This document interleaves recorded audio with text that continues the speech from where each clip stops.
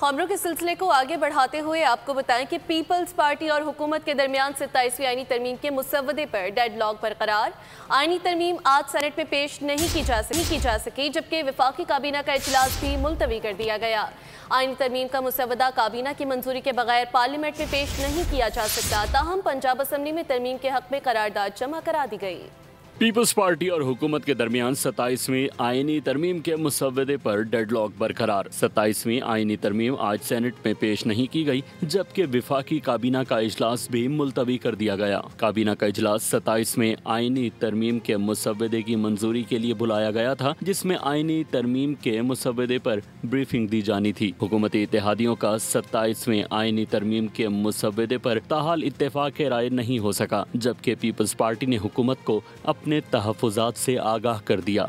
जो प्रपोजल्स आए हैं डेवोल्यूशन का, रिवर्सल का, पाकिस्तान पीपल्स पार्टी के सेंट्रल कमेटी का जो इजलास चला है, उस प्रपोजल का हमायत पाकिस्तान पीपल्स पार्टी करने के लिए तैयार नहीं है। ज़राए के मुताबिक MQM और मुस्लिम लीग काफ समेत दीगर इत्तेहादियों ने ग्रीन सिग्नल दे दिया है। पीपल्स पार्टी अपनी पार्टी से मुशावरत के बाद मुसव्वदे में तरमीम करके हुकूमत को आगाह करेगी। पीपल्स पार्टी की मरकजी मजलिस आमला का इजलास शुरू। बिलावल भुट्टो की ज़ेर सदारत इजलास में सदर मुमलिकत आसिफ अली सरदारी, चेयरमैन सेनेट यूसुफ रजा गिलानी और सेनेटर शेर रहमान समेत दीगर मरकजी कायदीन शरीक हैं।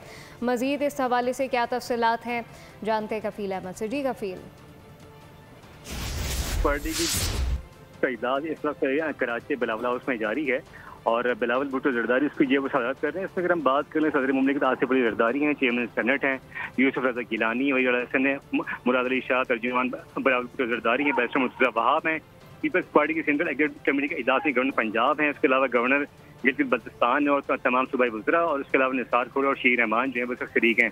सेंट्रल कमेटी के इजलास में जो एक मरकजी एजेंडा है वो 27वीं आईनी तरमीम पर मुशावरत का अमल जो है वो इस वक्त जारी है। पीपल्स पार्टी की जो मरकजी मजलिस आमले के इजलास में 27वीं आईनी तरमीम में आईनी अदालत के क़याम पर जो है वो इस वक्त बातचीत का अमल जो है वो जारी है और जो पार्लिमानी जो तमाम जमातें हैं उनके कैद के साथ राब्तों पर भी जो है वो गुफ्तगू जो है वो बात की जानी है। इसमें अगर हम बात करें जो 27वीं आईनी तरमीम है, उसके बाद जो 18वीं तरमीम थी उस पर जो कुछ तहफ़्फ़ुज़ात हैं उसमें जो है वो पीपल्स पार्टी ने जो है वो मैदान में है और ये बताया जाता है कि पीपल्स पार्टी की जो सेंट्रल कमेटी ने 27वीं तरमीम के जो कुछ नुकात हैं उसको है उस पर खासे तहफ़्फ़ुज़ात का इजहार किया है। कफील अहमद अपडेट कर रहे थे, आपका शुक्रिया। 27वीं आईनी तरमीम पर इत्तेफाक राय के लिए हुकूमत मुतहरिक हो गई। स्पीकर चैम्बर सियासी सरगर्मियों का मरकज बन गया। स्पीकर एयाज सादिक और वफाकी वज़रा से PTI रहनुमाओं की मुलाकात में 27वीं आईनी तरमीम पर हिमायत की दरख्वास्त की गई। हुकूमत ने यकीन दहानी कराई कि तरमीम का सूबाई खुद मुख्तारी पर कोई असर नहीं होगा। अपोजिशन रहनुमाओं ने मुजवज़ा आईनी तरमीम का तहरीरी मुसव्वदा मांग लिया। ज़राए के मुताबिक मुलाकात में PTI वफ़द ने अपोजिशन लीडर के तकर्रुरी का मुतालबा किया है। स्पीकर ने मामला सुप्रीम कोर्ट में होने को ताख़ीर का बाइस करार दिया, जिस पर PTI वफ़द ने बताया कि सुप्रीम कोर्ट का तहरीरी फैसला जल्द असम्बली सेक्रेटेरिएट को पहुंचा देंगे। अमीर जमात इस्लामी हाफिज़ नईमुर रहमान ने कहा कि आइन में तरमीम नहीं बल्कि इस पर मुकम्मल अमल दरामद की ज़रूरत है। हुकूमत 27वीं तरमीम के ज़रिए अपनी मर्ज़ी के जजेस तैनात करना चाहती है, जबकि 26वीं तरमीम में आइन के साथ खिलवाड़ किया गया। वकला 27वीं तरमीम के खिलाफ भरपूर मुहिम चलाएं। 78 बरस बाद अवाम को इंसाफ नहीं मिल सका। सियासी जमातों में जमहूरियत तब बढ़ेगी जब अंदरूनी इंतखाबात होंगे। पूरे निजाम को रिविजिट करने की जरूरत है। अभी तरमीमों का बड़ा तस्करा है। 26वीं तरमीम आई और अब 27वीं तैयार खड़ी है। जब 26वीं आई थी तो आखिरी रात तक किसी को नहीं पता था कि असल तरमीम क्या है। ये आइन के साथ खिलवाड़ है और इसको कुल्लियतन मुस्तरद होना चाहिए। इन टोटो इसको मुस्तरद करना चाहिए। जाहिर है उसके नहीं थी कि वो ट्रांसफर होना चाहते हैं कि नहीं होना चाहते, उसको भी खत्म किया जा रहा है। नून लीग के सेनेटर अफनानुल्लाह कहते हैं आर्टिकल 243 पर पीपल्स पार्टी मान गई है। तरमीम के तहत कुछ नए ओहदे शामिल किए हैं और कुछ ओहदों का नाम तब्दील किया है। कोशिश करेंगे कि बाकी तरमीम पर भी इत्तेफाक हो जाए। दावा किया कि 2018 और 2024 का इलेक्शन एक जैसा था।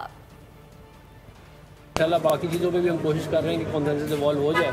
पीपल्स पार्टी मान गई है 243 पे। इसमें बेसिकली कुछ जो कुछ नए ओहदे ऐड किए हैं, कुछ ओहदों का नाम तब्दील किया, लेकिन जो पावर स्ट्रक्चर था वो वही रहा है जो पहले 2013 में ऐसी हुआ था, 2008 में भी ऐसी हुआ था, 2018 और 24 का इलेक्शन एक जैसा। वज़ीर-ए-आज़म शहबाज शरीफ अज़रबैजान के सदर इल्हाम अलीयव की दावत पर अज़रबैजान के यौम फतह की तकरीब में शिरकत के लिए दारुल हुकूमत बाकू पहुँच गए।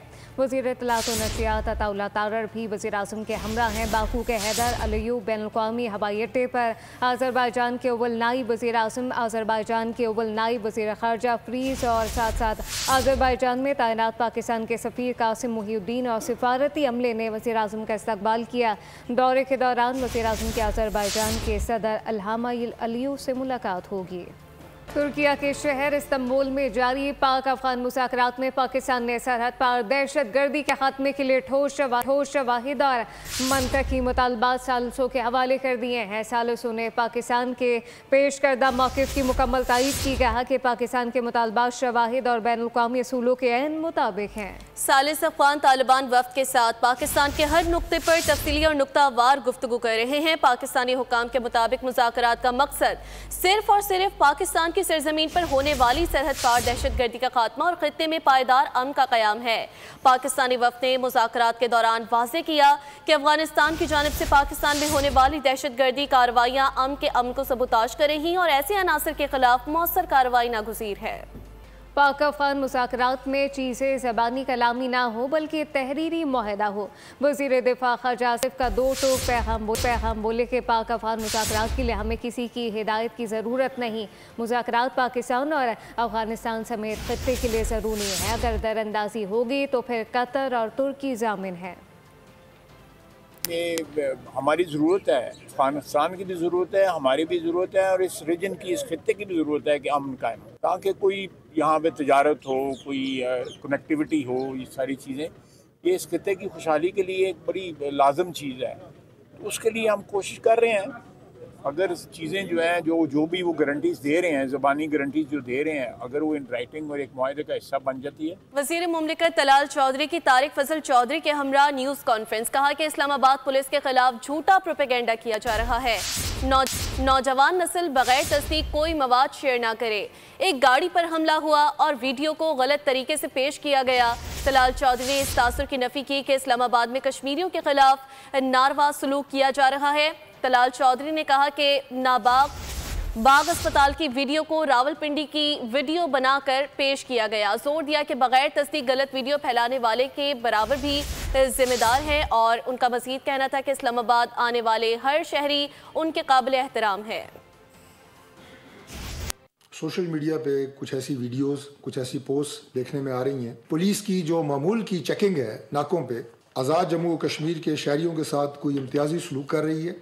ये वो तासुर है जो इन जाली, झूठी और बेबुनियाद वीडियोस के ज़रिए सोशल मीडिया के ऊपर ये मवाद फैलाया जा रहा है। मैं अपने तमाम नौजवानों से ये गुजारिश करूँगा कि कोई भी ऐसा मटीरियल सोशल मीडिया पे अगर आप देखें तो बगैर तस्दीक किए हुए उसे आगे शेयर मत करें। लोकल लोगों ने यह देखा कि वो इस्लामाबाद पुलिस के कुछ जख्मी नौजवानों को लेकर अस्पताल आई हैं तो उनकी गाड़ी पे हमला कर दिया। उस फुटेज को ये तासुर दे के सोशल मीडिया पे फेंका गया कि ये कश्मीरियों की गाड़ी है और पिंडी में इसके ऊपर हमला हो रहा है। ये पुरानी कई वीडियोस हैं, नामुकम्मल वीडियोस हैं। वीडियो एक बनाने वाला तो मुजरिम है ही है, लेकिन उसको आगे फैलाने वाले हम सब लोग बगैर वेरीफाई किए हुए जब फैलाते हैं तो सारे के सारे वो लोग भी उसमें जिम्मेदार बन जाते हैं। इस्लामाबाद पाकिस्तान का कैपिटल है, ये हमारे कश्मीरी भाइयों का घर है। बुलेटिन से फिल वक्त इतना ही। मजीद खबरों और अपडेट्स के लिए विजिट कीजिए हमारी वेबसाइट bolnews.com। आप देखते रहिए बोल न्यूज। सब्सक्राइब करें और बेल दबाएं ताकि कोई खबर रह न जाए।